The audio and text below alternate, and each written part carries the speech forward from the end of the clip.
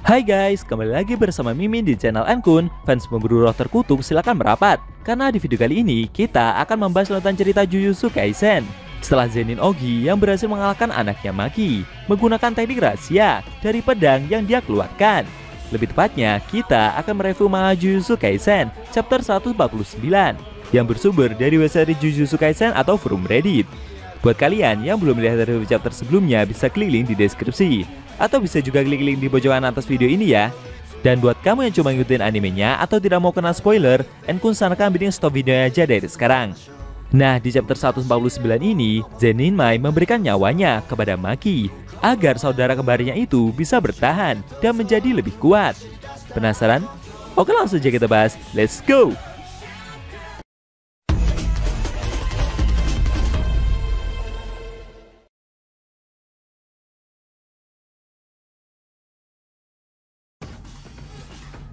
Judul chapter 149 adalah persiapan sempurna bagian kedua. Di awal scene, kita diperlihatkan Zenin Ogi yang menyeret Mai dan Maki menuju suatu tempat. Menurut Tuan Ogi, dengan anaknya mematahkan pedangnya tadi, Maki seperti menilai kalau jarak mereka akan lebih dekat. Tapi menurutnya, anaknya tersebut melangkah terlalu dalam. Itulah kenapa yang membuat Maki menjadi sebuah kegagalan. Dia memberitahu jika posisinya ini adalah penyihir Jujutsu dan bukan seorang pendekar pedang. Tuan Ogi merasa geli melihat sebuah kegagalan seperti anaknya itu bisa memberikan penilaian demikian. Sambil terus menyeret mereka berdua ke suatu tempat, Zenin Ogi kembali mengatakan hal yang selalu dia ungkapkan. Dia tidak bisa menjadi ketua klan Zenin karena kedua anaknya tersebut. Teknik kutukan yang kakaknya miliki baru saja dikembangkan. Dan mau itu kebetulan atau tidak, itu bukanlah inti permasalahannya. Tuan Ogi sebenarnya tidak pernah tertinggal dari kakaknya sebagai seorang penyihir, kecuali pada suatu hal, yaitu soal kemampuan anak-anak mereka. Dan anak-anak seharusnya tidak boleh menghambat orang tua mereka. Sambil tersenyum, Mai yang diseret itu memberitahu jika saling menjatuhkan satu sama lain dianggap sebagai kehormatan di negara ini. Kemudian Zenin Ogi menjatuhkan kedua anaknya tersebut ke suatu ruangan. Dia memberitahu jika ruangan ini dulunya digunakan untuk latihan dan penghukuman. Di dalamnya berisi kutukan tingkat 2 ke bawah. Mereka saat ini takut kepadanya. Tapi tak lama lagi setelah dia keluar, para kutukan tersebut akan memakan mereka berdua tanpa ampun. Tuan Ogi memberitahu jika batasan surgawi dianugerahi fisik. Terus kenapa mereka para penyihir bertarung dengan tubuh yang terlatih dan ditingkatkan dengan energi kutukan? Menurutnya, semua penyihir di luar sana memiliki kekuatan yang anaknya Maki itu dapatkan. Lalu sambil berjalan pergi, Zenin Ogi memberikan ucapan selamat tinggal kepada dua noda di dalam hidupnya tersebut. Mai yang dijatuhkan itu mencoba untuk bangkit dan menghampiri saudaranya. Dia mencoba memegang dada kakaknya dan menyadari jika Maki masih bernafas. Mai mengakui jika dia tahu suatu hari nanti kejadian seperti hari ini pasti akan terjadi. Lalu dia pun segera memeluk kakaknya tersebut. Tidak lama setelah itu, tiba-tiba Maki membuka mata dan seperti berada di suatu pantai. Mai yang duduk di sebelahnya bertanya, apakah saudaranya tersebut paham akan inti dari teknik kutukan yang dia miliki. Tapi sayangnya dia tidak bisa membuat benda yang besar atau kompleks. Mai mengaku jika dia juga memiliki luka saat ayahnya tadi menebasnya. Dan kalau dia menciptakan ini, maka dia pasti akan mati. Kemudian sambil berjalan menuju lautan, Mai memberikan ucapan selamat tinggal kepada kakaknya. Karena setelah ini, Maki akan berjuang sendirian. Bila sikap tersebut membuat Maki jadi bingung, dia pun meminta adiknya itu untuk kembali. Sambil menoleh, Mai memberitahu jika dia sudah tahu sejak dulu alasan kenapa anak kembar adalah pertanda buruk bagi para penyihir. Untuk mendapatkan sesuatu, mereka harus mengorbankan sesuatu pula. Ini bukan hanya terbatas pada sumpah pengikat. Ini memiliki prinsip yang sama dengan menjadi kuat melalui pengalaman yang menyakitkan. Tapi tidak seperti itu bagi anak kembar, karena kembar monozigot dianggap sebagai satu individu di dunia Jujutsu. Mai memberitahu jika kakaknya adalah dia dan dia adalah kakaknya. Walaupun Maki berusaha sekeras mungkin untuk menjadi kuat, maka itu akan percuma saja. Tapi di sisi lain, Mai sendiri juga tidak berniat untuk menjadi lebih kuat. Dia memang bisa memakai teknik kutukan, tapi kakaknya tidak bisa menggunakan teknik tersebut, dan itu membuatnya jadi seperti tidak berguna. Itu artinya selama Mai masih ada, maka kakaknya akan selalu setengah-setengah.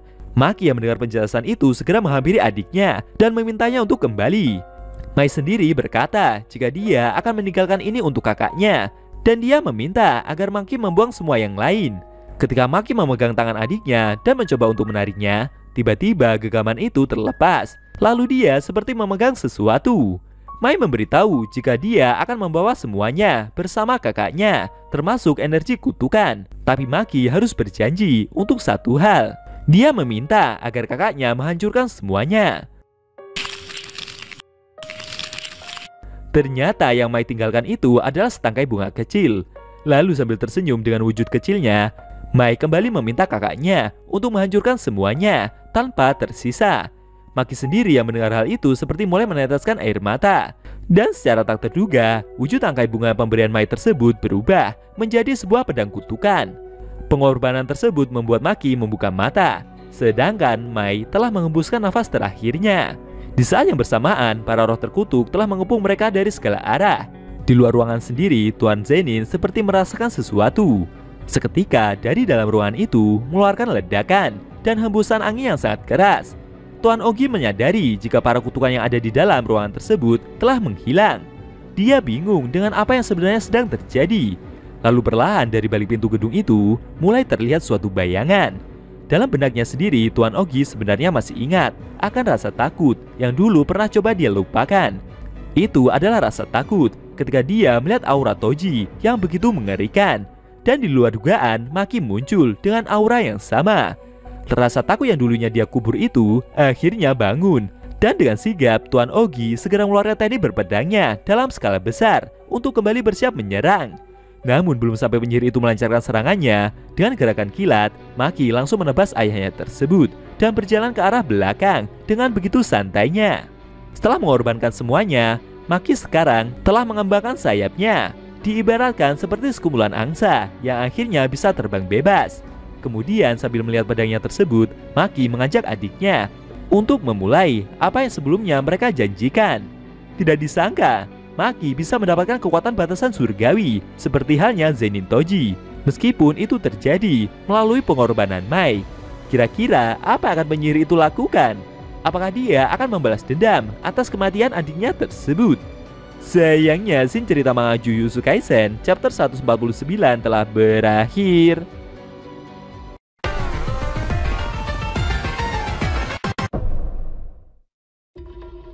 Nah, itu tadi review manga Jujutsu Kaisen chapter 149 yang edisinya memperlihatkan Zenin Maki yang terlahir kembali dengan kekuatan dari batasan surgawi, dan dia mendapatkan anugerah kekuatan fisik yang sama seperti Zenin Toji, serta berhasil mengalahkan Zenin Ogi dengan sekali tebasan pedang.